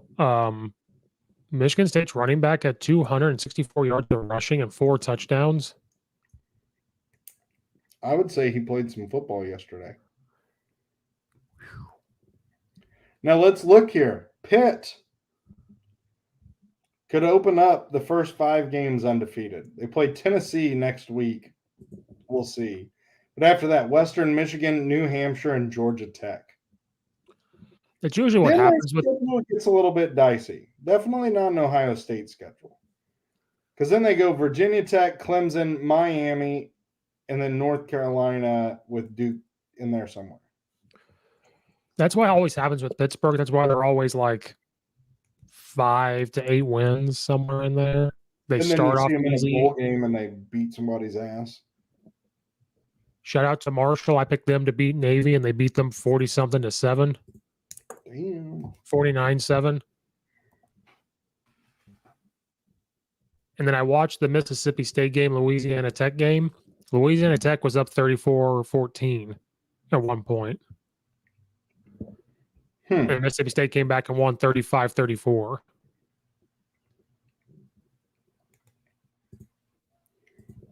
Mike Leach's wide receivers couldn't catch COVID if someone coughed in their face. That's what was happening. They could not catch a pass.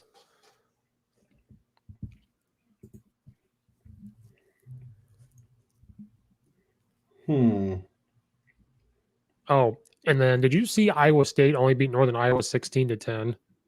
Yeah. I think Iowa State's overrated. I think that they always start out slow. But they're number 7 in the nation. But they always start out slow. But to Northern Iowa? Yeah, let's look up their opening records on previous seasons.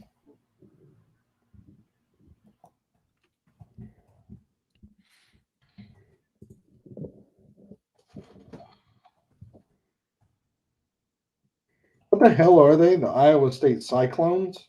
Yeah. How the hell do you get a cyclone in Iowa? Tornadoes. Flatland. The bigger question is, how do you get a Hawkeye for Iowa? Because they have hawks. I call them the Cockeyes, and that's just made from incest. Well, that's their basketball team. Yeah. The football Dude, team, I don't have. Is Luka Garza back, or is he finally gone? He's in the NBA. Good.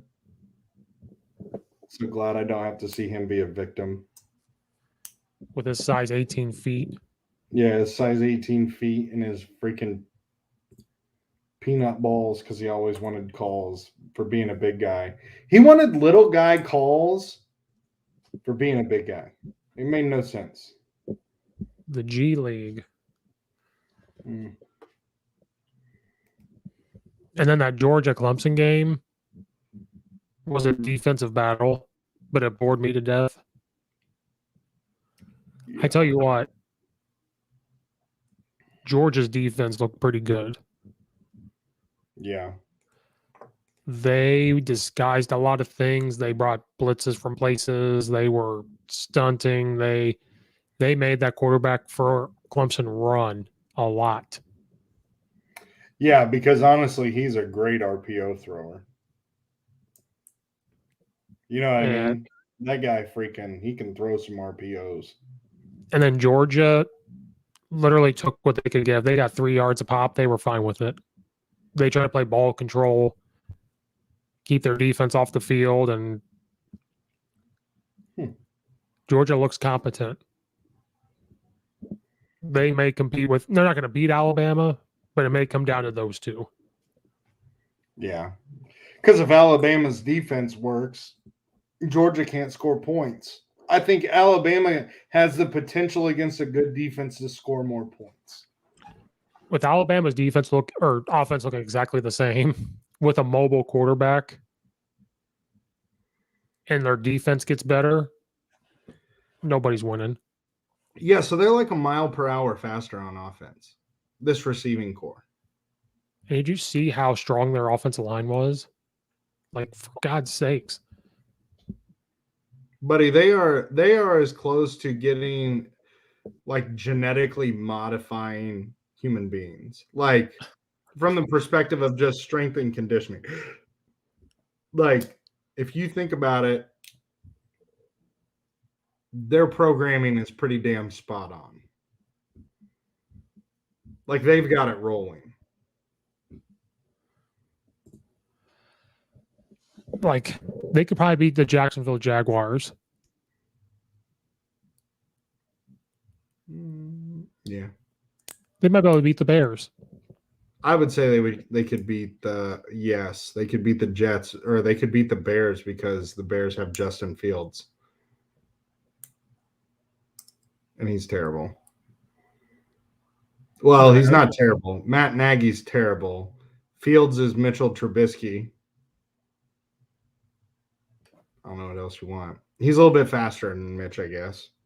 And then one of the last things is one of my But favorite. the game is slow for Justin Fields, though. Let's remember that. It's slow, and then he gets his face broken. Yeah. And then one of my favorite coaches, where's his book at? Coach Ed may not have a job. Yeah. Coach Ed better figure something out here pretty quick. And Chip Kelly looks competent again. Yeah. There's a play surfacing through Twitter that I love because I love pin and pull. Mm-hmm. They ran pin and pull to the right and did not block the backside 3 tech because he read him. He made that 3 tech come flying up, handed the ball off, so that way the center, instead of blocking all the way back, just went up for the backer so the backer couldn't scrape across. Huh. So they So just suggested it.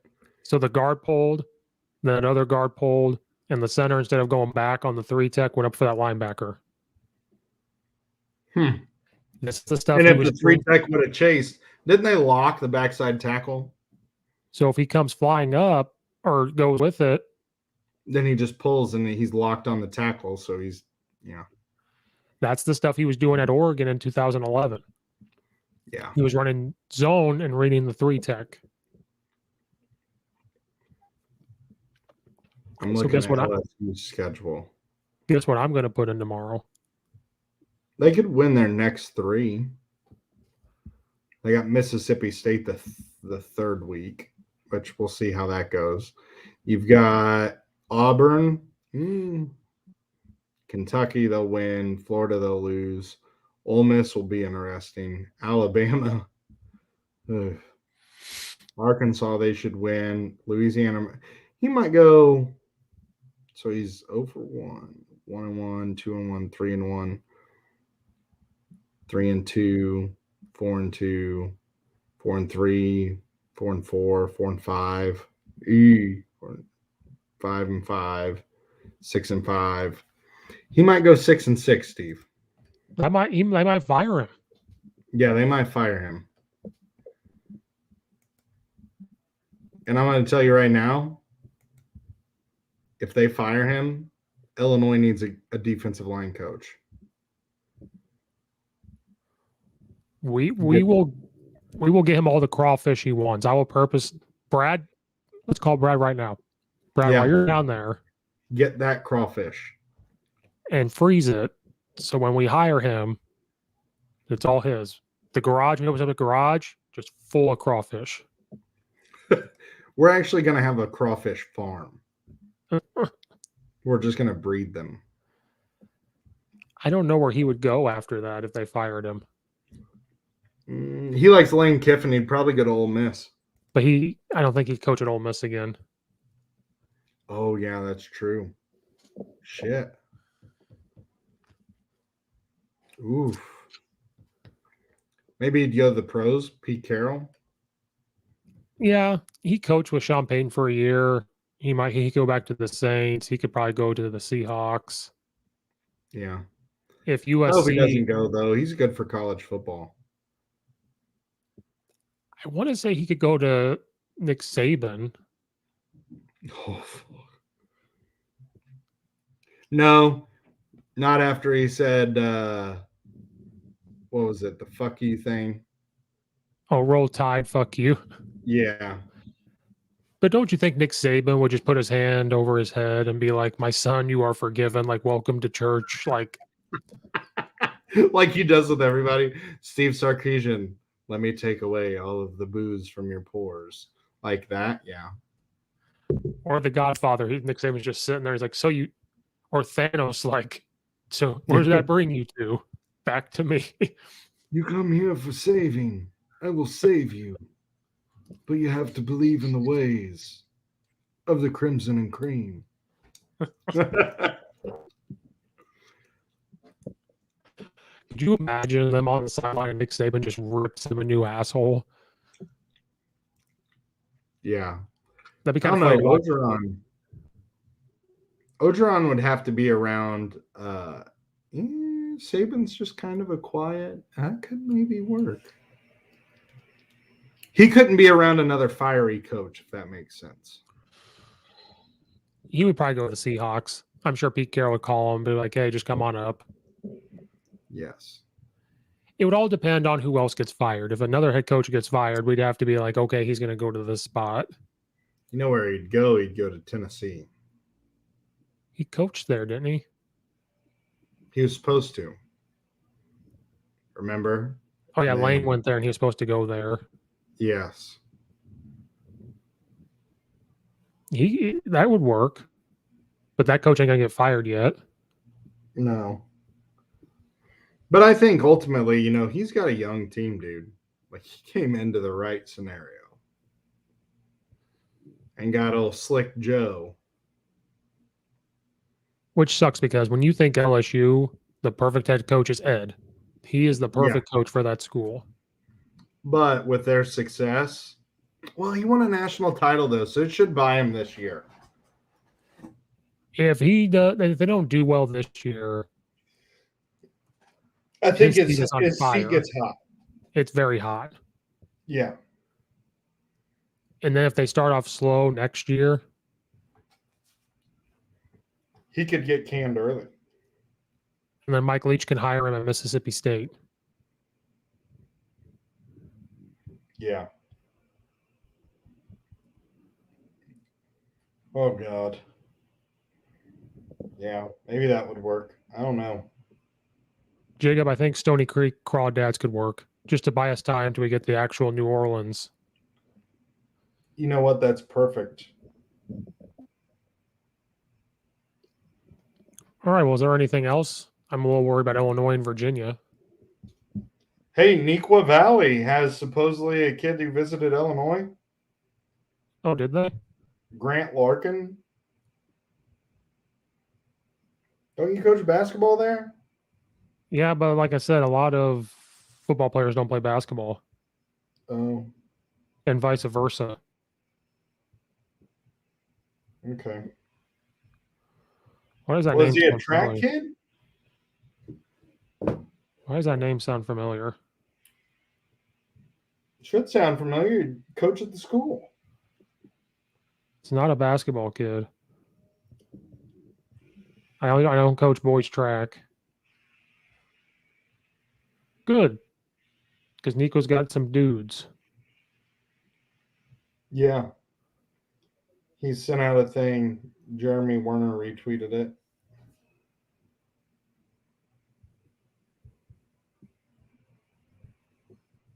Good for him. He's a wide receiver, safety, and running back. Yes. He's a junior.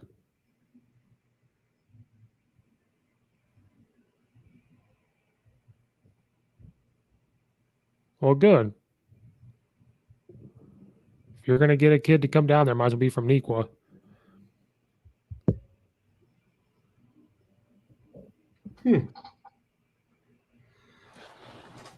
Well, dude, I got to get off here. Football meetings and such. What do you got going on today? Anything good? Do my scouting report, Okay. and that's it. Nice. Relaxing day. Yeah, I'm So we're gonna go done. there, eat, talk some of the foosball. Hope we don't have his school tell us that they're good to play and then cancel on us at 3:00 on a Thursday afternoon. That could happen. I hope that happens week 5. Well, don't say that live. What do you got, a wedding Oh, to go sorry. to? We'll play whoever. Yeah. So Did you to know end- that we actually? So get this shit, Steve. So you want to hear something? Do I have to stop recording before this? Yeah, probably. All right. We'll be done, guys. I don't know how to end it. I'm the worst at ending a podcast because I'm just like, we're done. Well, you say hi to Matt or Coach Saratich because he just got here, and they won. So go them. Who did they play? Who did Clifton play? They played somebody, put it on them. Matt, who'd you guys play?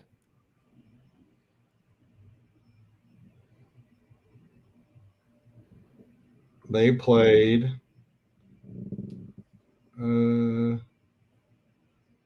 the heck, Maps Prep? Dude, Max Preps is just. It's so They bad. played Georgetown. Dude, Georgetown.